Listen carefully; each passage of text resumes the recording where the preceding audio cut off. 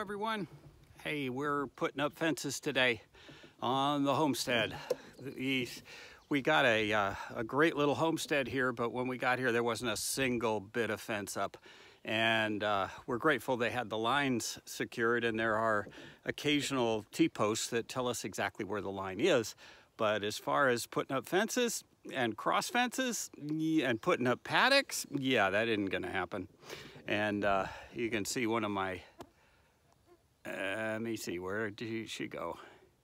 There's one of the donkeys out there, if you can see her. Anyway, she's up against the barn there. But this is a gorgeous place, but no fences. So this is looking down. Let me see how we do this. This is looking down the fence line. I don't know if you can see the other one. There's another T-post down there. And then I put up this T-post right here. And the soil we're in is all clay. And so if we get a good long rain, the ground turns to pudding. And so you have to cement posts in here. There, when we were in Aransas Pass, everything was sand. You could dig the holes with a post hole digger, you know, the clamshell thing. And man, you could put a fence post in about 20 minutes. Not so here. This ground is all clay. It's hard, and it's hard when it's dry, and it's just pudding when it's wet. So you got to do a whole lot different. We bought a powered fence post drill that it's an auger, and it drills the hole out. It actually is faster than we were doing in Aransas Pass. But here, yeah, it's mandatory. You got to have one of those. I rented one just to see how it would work, and I took it back and told the guys there, I said, I'll never rent this one again. He says, why? I says, because I got to buy me one of these. So I went out and bought one. I don't have to rent one again. I own one. It's worth its weight. Now, there is a way to tell. You see, what you do is you've got your lines that are down, and they're parallel, because there's a parallel set of stakes here and another parallel set on the other side of our property, way over there on the other side of all of that field up against those trees.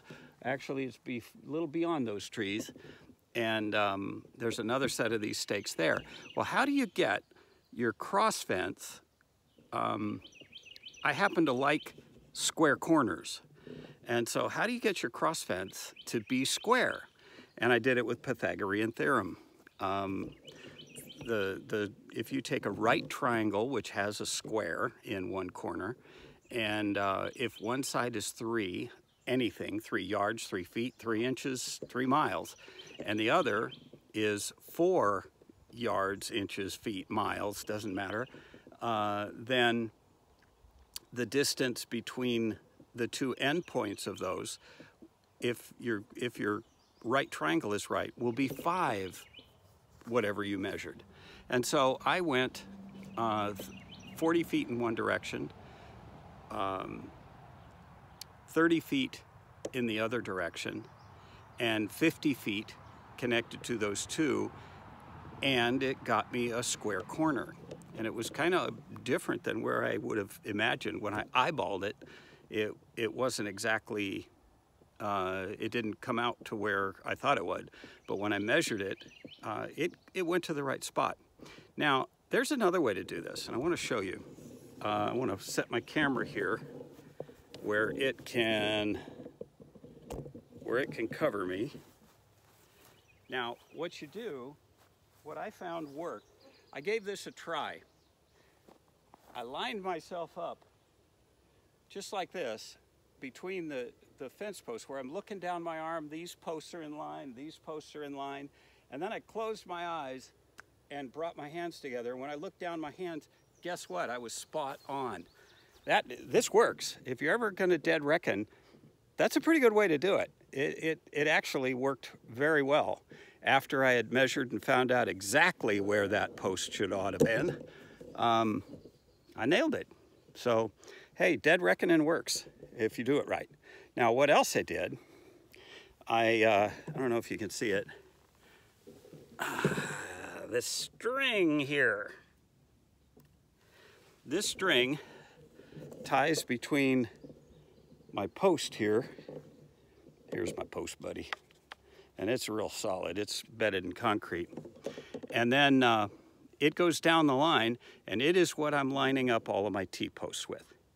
And we're gonna take a walk down that line and take a look at our T-posts here. I have more T-posts to put in, but I want to take you down to where the gates are going to be. We're going to be putting in 12-foot gates in our paddock here, because I want to be able to bring a tractor in, mow the fields when the goats have eaten all they're gonna and the donkeys have eaten all they're gonna, and all they've left are the things they don't want to eat. So we got to mow those down. So here is where our first gate post is going to be. And we have 3 posts. This post here is 8 feet from that post there. And that post is 12 feet from the next post. The 12-foot gate is going to go between those 2. And this is going to have a post that is a cross member called an H-brace. And then there will be wire to go diagonally from the top of one post to the bottom of the other. And I'll show you that when I get to doing it. And I get a little better at making these videos and holding this camera. I might actually need a selfie stick, can you believe it? Anyway, this is our pasture area. That is a nice, big, beautiful pasture. There are several acres worth of pasture, and we're going to enclose it all down both sides, across the top and bottom, and then run a cross fence down the middle and across the middle, and break it up into 4 paddocks, and we'll be able to rotate the goats from one to the other. But this is the beginning.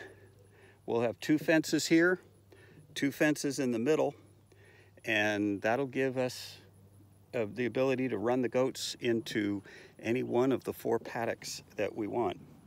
And here, if I can get this, there's my post hole digger. That thing is a work of art. It digs a hole like nobody's business. And this is our barn up this way. And we will have we're gonna run a couple of fences up this way to be sort of a chute for the goats to run from the barn down into the paddocks. And then when they're done pasturing for the day, we'll run them back into the barn. Keep them safe, keep them, sorry about the sun. We'll keep them safe and keep them dry and feed them up here. So they'll always be coming up here for their candy. This is the barn. We put up party lights, so I know the goats are out dancing and at night, and we turn the lights off. But we put a lot of light up here because they're pretty well housebound until I can get that pasture done in or worked up and let all of the goats outside. But this is where we do all of our, there's Bonnie. We do our milking in one stall here, just the first stall, and then the others are just places that the girls go. Hello, Bonnie. Bonnie is a Nigerian dwarf. And this is Callie. Callie is a mini Nubian. She's a crossbreed between a Nigerian and a Nubian. And that is Calamity. Calamity is very shy. She's never really been handled. And she's getting a little more tame, a little more friendly. But she's, we just got her recently. And we barely got her and brought her all this way. She's had quite a trauma. Well, excuse me. And then we've got the others are in their stalls. And let's go around and take a look at the donkeys.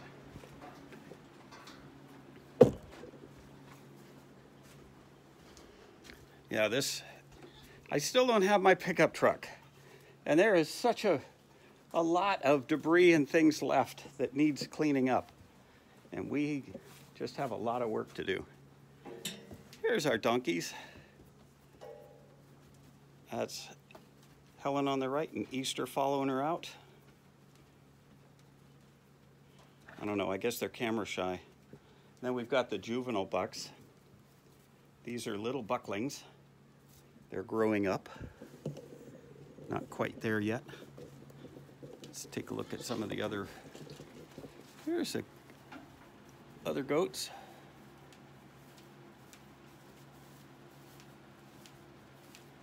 This one coming up.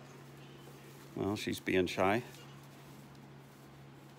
That's Beatrice. She is a really good milker. We get about a gallon of milk a day out of her for quite a while. And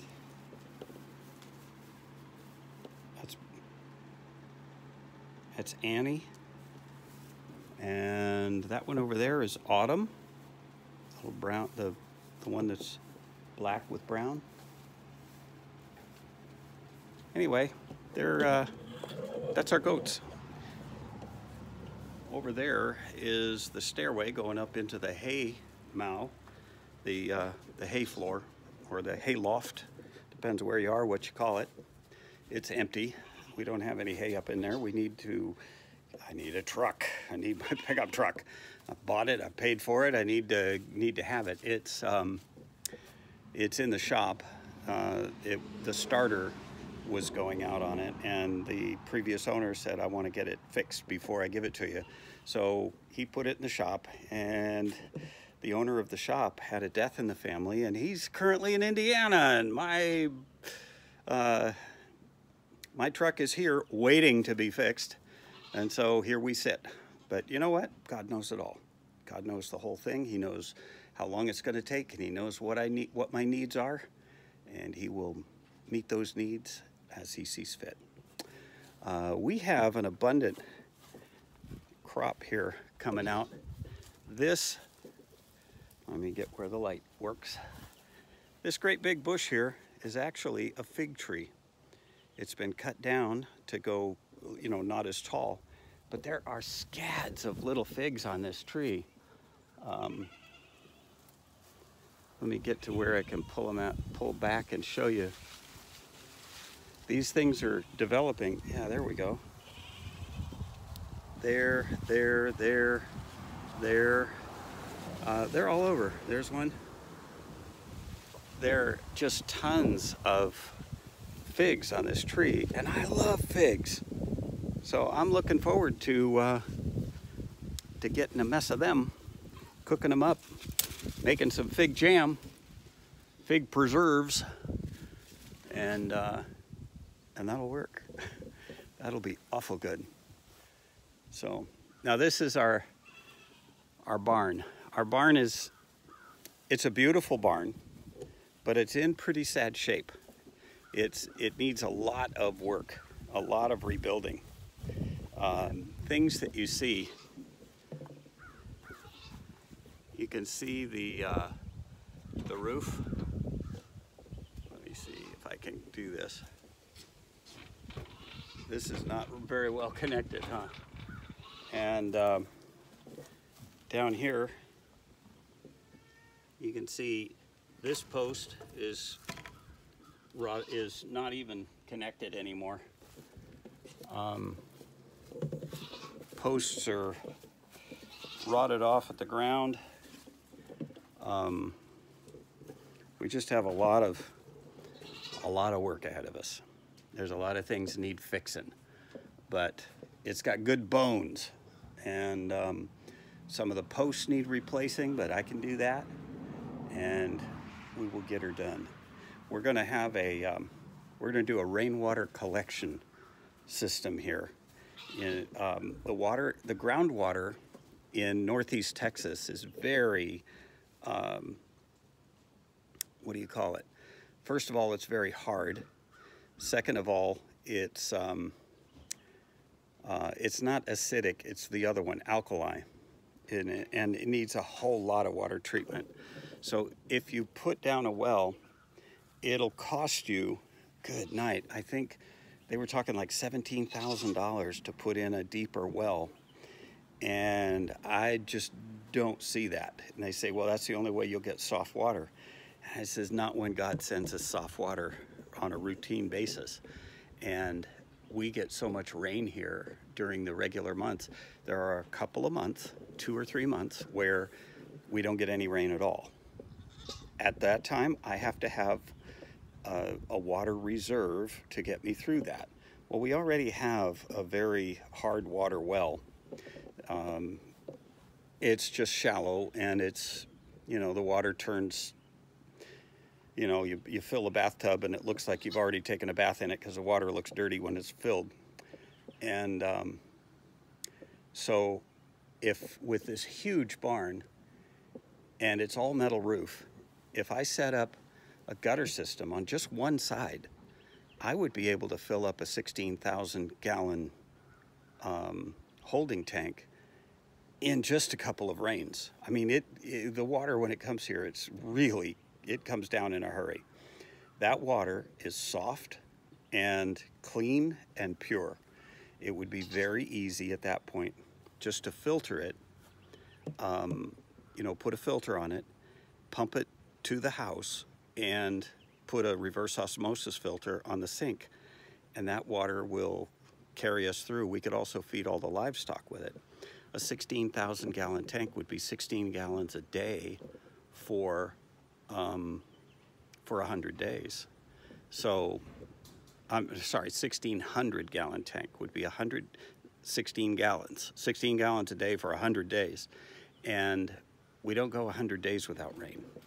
So that would tie us over, and we would be able to, with that much, we could take care of all of our drinking water and cooking water needs, and take care of the animals.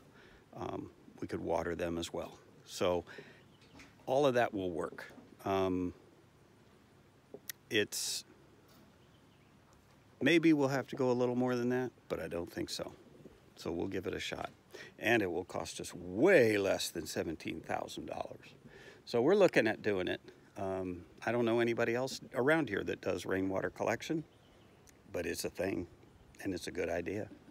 So, hey, blessings, everybody. I hope you enjoyed this video, and we will see you again on the next one. God bless.